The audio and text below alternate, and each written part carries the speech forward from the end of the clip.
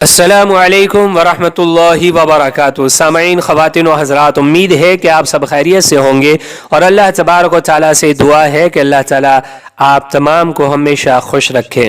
سامعین، قرآن پاک پورا کا پورا فضائل سے پور ہے۔ اللہ تعالیٰ نے اس میں رحمتیں رکھی ہیں، برکتیں رکھی ہیں، اور قرآن پاک کا ایک ایک حرف پڑھنے کا بھی ثواب رکھا ہے۔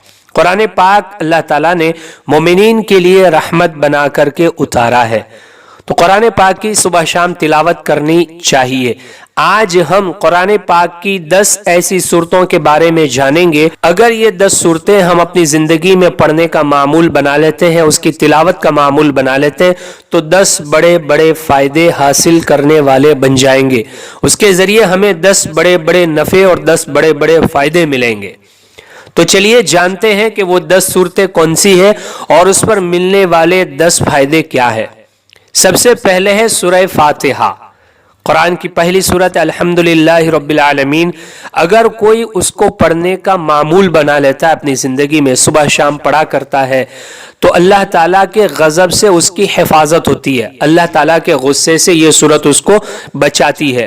دوسرے نمبر پر ہے سورہ یاسین۔ یہ سورت بڑی فضیلت کے حامل ہے، صبح شام اس کی تلاوت کرنی چاہیے۔ پابندی کے ساتھ جو اس کی تلاوت کرتا ہے، اللہ تعالیٰ اس کی برکت سے اس کے دنیا کے کام آسان کر دیتا ہے، اور یہ سورت قیامت کے دن پیاس سے بچائے گی۔ نمبر 3 پہ ہے سورہ دخان، 25ویں پارے میں یہ سورت ہے۔ یہ سورت قیامت کی ہولناکی سے بچاتی ہے۔ قیامت کا منظر بڑا خطرناک ہے، اس کا ہولناک منظر بڑا خطرناک ہے۔ ایسے خطرناک ماحول میں قیامت کے دن سورہ دخان قیامت کی ہولناکی سے بچاتی ہے، تو سورہ دخان بھی پڑھنے کی پابندی کرنی چاہیے۔ نمبر 4 پہ ہے سورہ واقعہ، یہ 27ویں پارے میں ہے۔ جس گھر میں سورہ واقعہ کی تلاوت ہوتی ہے، یا جو شخص، جو مرد، جو عورت سورہ واقعہ کی تلاوت کرتے ہیں، ان کی زندگی میں کبھی فقر و فاقہ نہیں آتا، کبھی بھوک نہیں آتی، کبھی محتاجی نہیں آتی۔ سورہ واقعہ فقر و فاقہ سے بچاتی ہے۔ نمبر 5 پہ ہے سورہ ملک، یہ عذاب قبر سے بچاتی ہے۔ 30ویں پارے میں ہے تبارک الذی بیدہ الملک وہو علی کل شیء قدیر۔ یہ سورت عذاب قبر سے بچاتی ہے۔ مرنا ہر ایک کو ہے، قبر میں ہر ایک کو جانا ہے، اور قبر کا عذاب بھی برحق ہے۔ اگر ہم نے اپنی زندگی میں سورہ ملک کی تلاوت کا اہتمام کیا ہے اور رات میں اس کو پڑھا ہے، تو یہ سورت عذاب قبر سے بچائے گی۔ نمبر 6 پہ ہے سورہ کوثر، یہ دشمنوں کی دشمنی سے بچاتی ہے۔ بہت سارے لوگ ایسے ہوتے ہیں، ان کے بہت سارے دشمن ہوتے ہیں، آپس میں لڑائی جھگڑے کی وجہ سے دشمن ہو جاتے ہیں، یا مال و دولت کی وجہ سے دشمن بن جاتے ہیں، اور وہ نقصان پہنچانے کے در پہ رہتے ہیں۔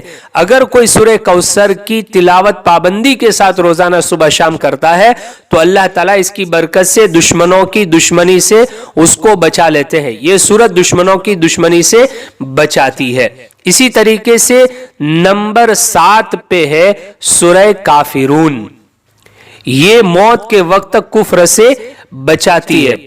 موت کے وقت شیطان حملہ کرتا ہے اور ہمارا ایمان چھیننے کی پوری کوشش کرتا ہے، اور ہمیں ایمان سے ہٹانے کی پوری کوشش کرتا ہے۔ اگر سورہ کافرون کی زندگی میں پابندی کے ساتھ تلاوت کی ہے، تو یہ موت کے وقت کفر سے بچائے گی۔ نمبر 8 پہ ہے سورہ اخلاص، قل هو اللہ احد، یہ منافقت سے بچاتی ہے، نفاق سے اور منافقت سے بچاتی ہے، تو سورہ اخلاص کی بھی پابندی کرنی چاہیے۔ نمبر 9 پہ ہے سورہ فلق، یہ حاسدوں کے حسد سے بچاتی ہے۔ بہت سارے لوگ حسد کرنے والے تو ہوتے، اللہ تعالیٰ نے کسی کو نعمت دی، اچھا گھر دیا ہے، گاڑی دی ہے، بنگلہ دیا ہے، دکان دی ہے، تو حسد کرنے والے بڑھ جاتے ہیں۔ تو جو شخص صبح شام سورہ فلق کی پابندی کے ساتھ تلاوت کرتا ہے، اللہ تعالیٰ حاسدین کے حسد سے اس کی حفاظت کرتے ہیں۔ اور آخری یعنی نمبر 10 پہ ہے سورہ ناس، یہ سورہ ناس وسوسوں سے بچاتی ہے۔ بہت سارے لوگ ایسے ہوتے ہیں جن کو وسوسے آتے رہتے ہیں اور برے برے خیالات آتے رہتے ہیں، تو اگر یہ صبح شام سورہ ناس کی تلاوت پابندی کے ساتھ کرتے ہیں، تو اللہ تعالیٰ اس سورت کی برکت سے وسوسوں سے اور برے خیالات سے حفاظت کرتا ہے۔ اپنے آپ سے کیجئے ڈھیر سارا پیار، رب کائنات سے دعا ہے وہ آپ کو رکھے ہمیشہ خوشحال۔